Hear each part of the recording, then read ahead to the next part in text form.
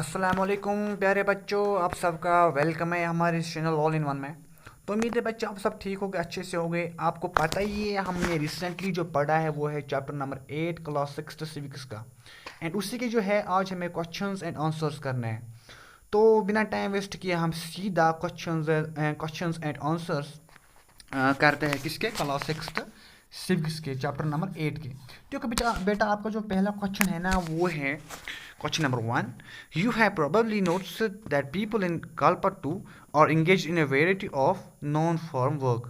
List 5 these. देखो बेटा हमने चैप्टर में ये पढ़ा जो कि विलेज थी ना कलपट्टू, वहाँ के जो लोग थे वो बहुत सारे ऐसे कामों मतलब बहुत सारे वो ऐसे काम करते थे वो जो कि नॉन फार्मिंग थे, यानी कि एग्रीकल्चर एक्टिविटीज़ के बगैर वो बाकी जो काम करते थे वही हमें यहाँ मेंशन करते हैं। कौन कौन से काम कर रहे हैं, पांचों के नाम हमें बताने हैं।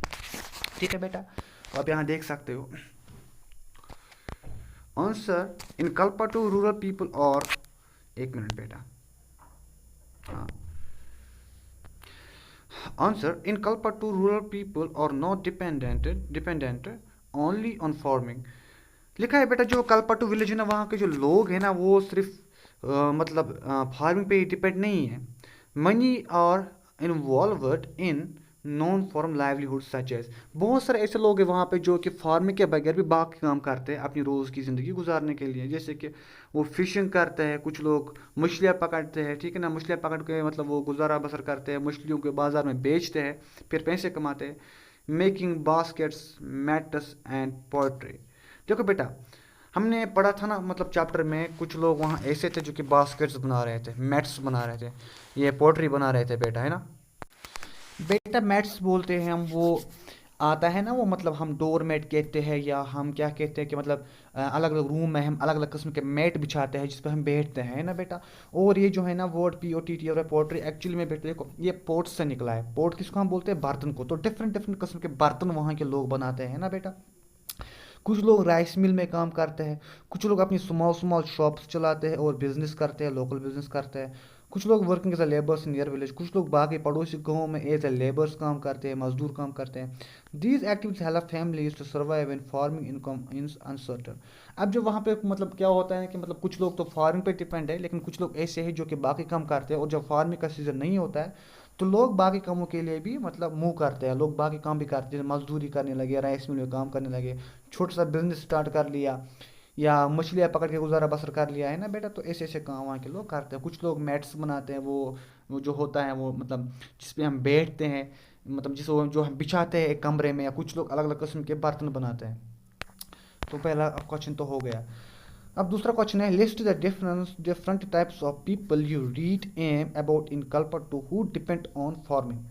Who is the poorest among them and Y.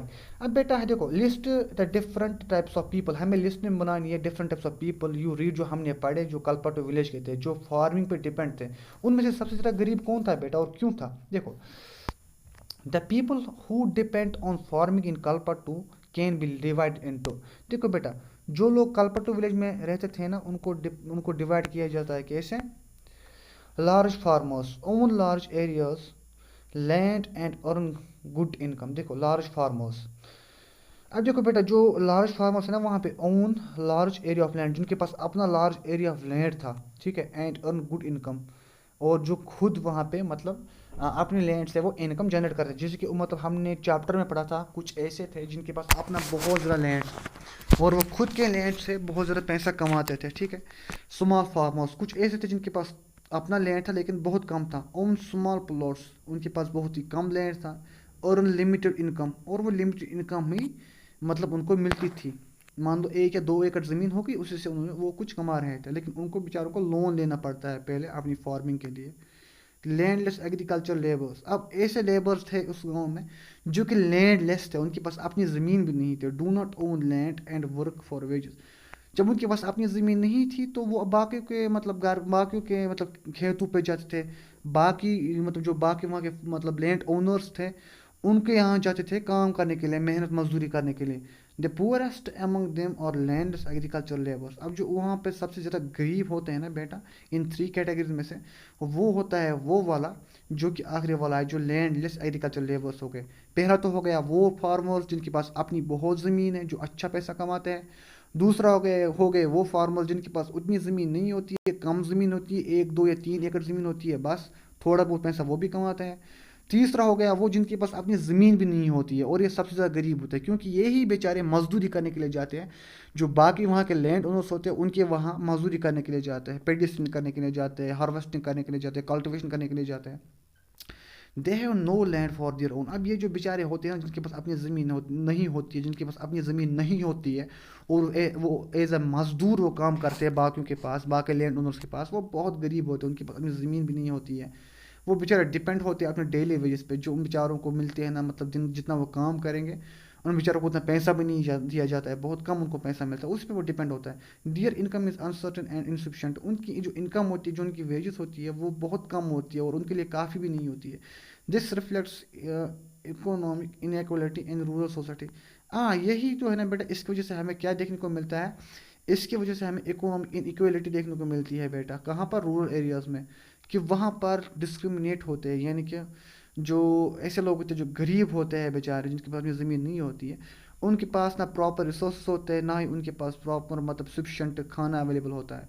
वो बेचारे अपने दिन का मतलब जो डेली लाइफ का गुजर बसर होता है वो बहुत मुश्किल से करते हैं। तो फिर चलते हैं तीसरे क्वेश्चन पे। Imagine you are a member of a fishing family and you are discussing whether to take a loan from the bank for an engine. What would you say? बेटा, हमने ऊपर जो चैप्टर पढ़ा था उसमें हमने ये पढ़ा था कि एक जो फैमिली थी वो फिशिंग पे डिपेंड थी, और उन्होंने वो जो मतलब बोट में इंजन लगाया था, तो उस बोट में जो उन्होंने इंजन लगाया था उन्होंने लोन पे लिया था बैंक से। यहाँ पर क्वेश्चन लिखा है, इमेजिन, अगर आप इमेजिन करो you are a member of a fishing family, आप फिशिंग फैमिली के मेंबर हो, आप ऐसी फैमिली से बिलोंग करते हो कि आपकी फैमिली जो है वो मछलियाँ पकड़ती है, फिशिंग से वो अपना डेली लाइफ का गुजर बसर करती है। And you are discussing whether to take a loan, और आप डिस्कस कर रहे हो कि मतलब लोन लेने के लिए from the bank for an engine, bank से किसके लिए? इंजन लाने के लिए। व्हाट वुड यू से?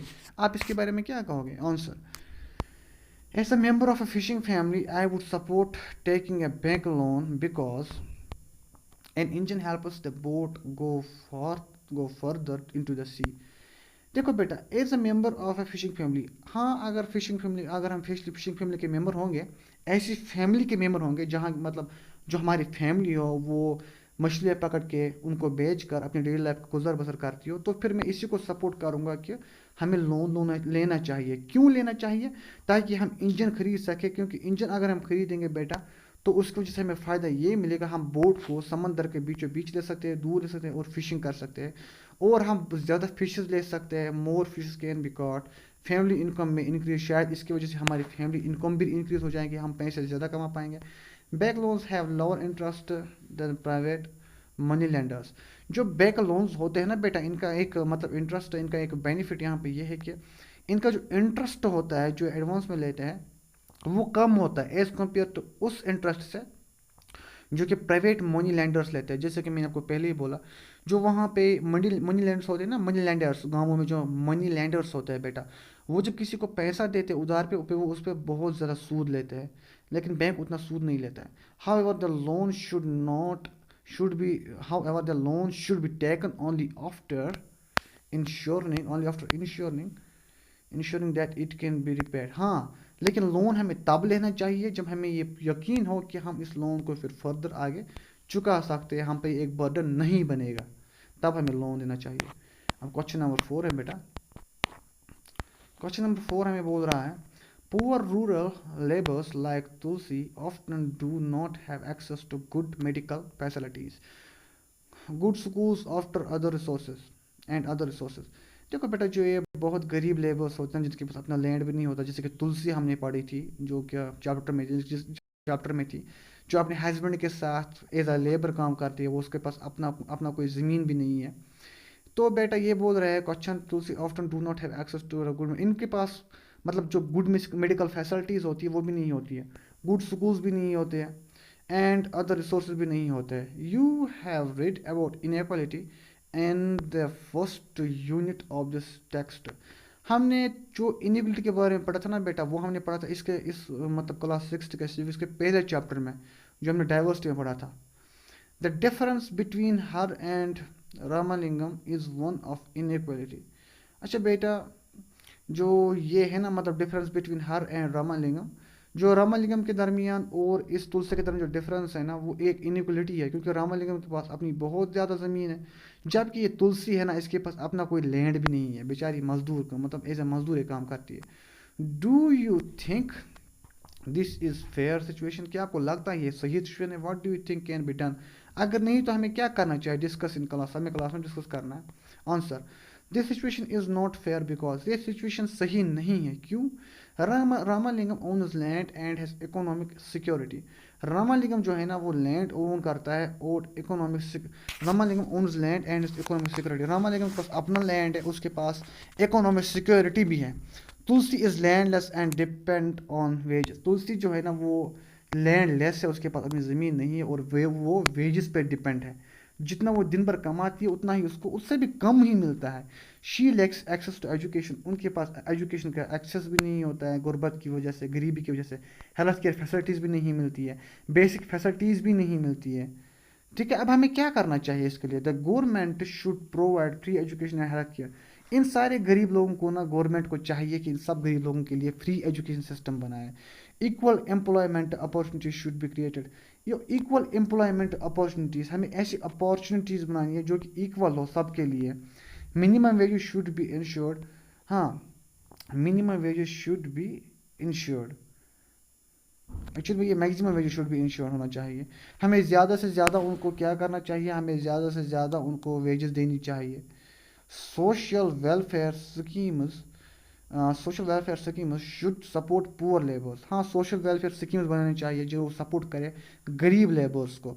This is clear case of social economic inequality and की कंसर्न ऑफ सिविक्स। हाँ, ये सच में ये सही से सोशल एंड इकोनॉमिक इनइक्वालिटी है कि कुछ लोग तो अमीर हैं लेकिन कुछ लोगों के पास अपनी ज़मीन भी नहीं है। Question number 5, what do you think the government can do to help farmers like Shekhar when they get into debt? आपको क्या लगता है कि जब गवर्नमेंट को कैसे हेल्प करनी चाहिए ऐसे फार्मर्स की जिनके ऊपर बहुत ज़्यादा कर्जा चढ़े और वो कर्जे की वजह से कभी कभी सुसाइड भी करते हैं? तो उनका कर्जा उतारने के लिए गवर्नमेंट उनकी हेल्प कैसे करे?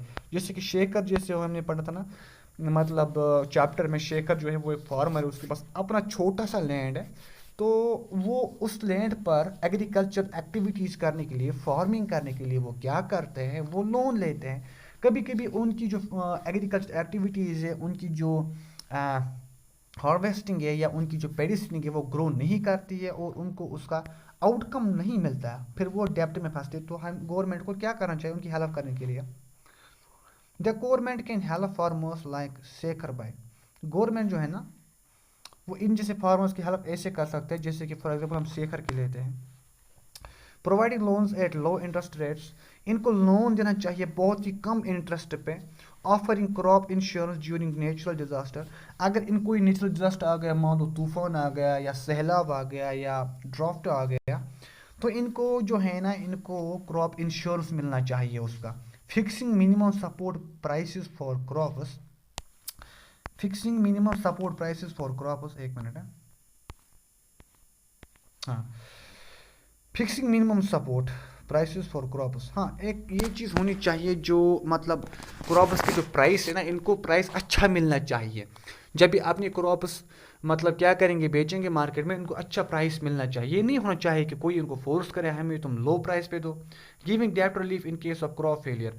अब अगर इनको क्रॉप फेलियर हो गया, मान लो कोई बाढ़ आ गई, किसी वजह से इनका जो क्रॉप है वो ग्रो नहीं कर पाया, तो इनको क्रॉप रिलीफ मिलना चाहिए, डेप्ट रिलीफ मिलना चाहिए। इनके ऊपर प्रेशर नहीं होना चाहिए डेप्ट का। Improving irrigation and agriculture facilities. इनको इरीगेशन मिलना चाहिए, एग्रीकल्चर फैसिलिटीज़ मिलनी चाहिए, पानी मिलना चाहिए अच्छा अपनी एग्रीकल्चर फैसिलिटीज़ को मेंटेन रखने के लिए। The steps protect farmers economic and rights and livelihood security. इसकी वजह से क्या होगा बेटा, इन सब की वजह से जो स्टेप्स है, इनकी वजह से फार्मर्स जो है वो प्रोटेक्ट रहेंगे, उनकी इकोनॉमिक राइट्स भी प्रोटेक्ट रहेगी और लाइवलीहुड्स भी उनकी बरकरार रहेगी। ठीक है बेटा। Question 6, compare the situation of Shekhar and Ramalingam by filling out the following table, compare the situation of Shekhar and Ramalingam. देखो कंपेयर करनी है हमें बेटा सिचुएशन किस किस की, एक तो बेटा शेखर की और रामालिंगम की, by filling out of the table, table को फिल करके बेटा, ठीक है। देखो एस्पेक्ट लैंड कल्टिवेटेड, किसके पास कितना लैंड था। देखो बेटा अगर हम ये चेक करें पहले लैंड कल्टिवेटेड, शेखर के पास अपना स्मॉल पीस ऑफ लैंड था, है ना बेटा, शेखर के पास अपना स्मॉल पीस ऑफ लैंड था। वही वही वही बेटा जो ये है ना रामालिंगम, इसके पास अपना लार्ज पीस ऑफ लैंड था, ठीक है बेटा। ये जो रामालिंगम है इसके पास अपना बहुत ज़्यादा लैंड था, राइस मिल भी थी, लेकिन वही जो शेखर है उसके पास अपना बहुत ही कम लैंड था। दूसरा बेटा लेबर रिक्वायर्ड, अब शेखर को कितना लेबर रिक्वायर्ड होना मतलब होता था, जो शेखर है ना बेटा उसको वो अपनी फैमिली मतलब उसकी अपनी फैमिली और कभी कभार वो हायर्ड मतलब बाहर से लेबर्स लाते थे, अदरवाइज उसकी अपनी फैमिली ही ये जो है ना मतलब पेडी सीडिंग या मतलब ये बोलो एग्रीकल्चर एक्टिविटी करने के लिए, क्रॉप ग्रोइंग करने के लिए उसकी फैमिली ही सफिशेंट होती थी। कभी कभार वो बाहर से लेबर्स लाते थे क्योंकि उनके पास बहुत कम लैंड था शेखर के पास। वही अगर बात करें किसकी बेटा, रामालिंगम की, तो रामालिंगम के पास बहुत ज़्यादा लैंड था बेटा। उसके पास मोस्टली हायर्ड लेबर्स होते थे, हायर्ड लेबर्स होते थे, क्योंकि जो हायर्ड लेबर्स होते हैं वो मतलब उसको बहुत ज़्यादा लेबर्स की ज़रूरत पड़ती थी और इसलिए वो बाहर से बहुत ज़्यादा लेबर लाता था और उसको उनको फिर बहुत ही कम वेजेस देता था, कौन, रामालिंगम। तीसरा बेटा लोन्स रिक्वायर्ड, अब किसके पास कितना लोन होना चाहिए मतलब ज़रूरत होती थी। देखो शेखर को loan for seeds and fertilisers, Shekhar को ज़रूरत होती थी लोन की ताकि वो सीड्स ला सके और फर्टिलाइजिंग कर सके। लेकिन वही अगर बात करें बेटा किसकी, रामालिंगम की, इसको लोन की ज़रूरत नहीं होती थी बेटा। क्यों? क्योंकि इसके पास ऑलरेडी बहुत ज़्यादा पैसा था, इसके पास राइस मिल भी थी, इसके पास अपना बिजनेस भी था, स्मॉल शॉप्स भी थे, बहुत ज़्यादा ज़मीन थी, इसके पास बहुत पैसा होता था, ये इसको लोन की ज़रूरत नहीं पड़ती थी रामालिंगम को। अच्छा बेटा अब सेलिंग ऑफ हार्वेस्ट, देखो बेटा force to sell at low price, जो ये है ना शेखर, इस बेचारे को अपनी जो क्रॉप थी हार्वेस्ट करने के बाद इसको वो बहुत कम वेजेस पे, ये सॉरी बहुत कम प्राइस पे इसको बेचनी पड़ती थी। क्यों? क्योंकि जिनसे मतलब जिन्होंने इसको डेप्ट दिया था ये करने के लिए, जिन्होंने इसको डेप्थ दिया था क्रॉप मतलब एग्रीकल्चर एक्टिविटीज़ करने के लिए, फर्टिलाइजिंग करने के लिए, सीड्स लाने के लिए, जिन्होंने इसको वो डेप्ट दिया था फिर उन्हीं को मतलब ये इन रिटर्न में उनको ही ये क्रॉप बेचता था बहुत ही लो प्राइस में। लेकिन वही अगर बात करें बेटा किसकी, वही अगर बात करें इसकी रामालिंगम की, डज नॉट नीड लोन्स, अब ये बहुत अमीर है तो इसको लोन की क्या ही ज़रूरत है।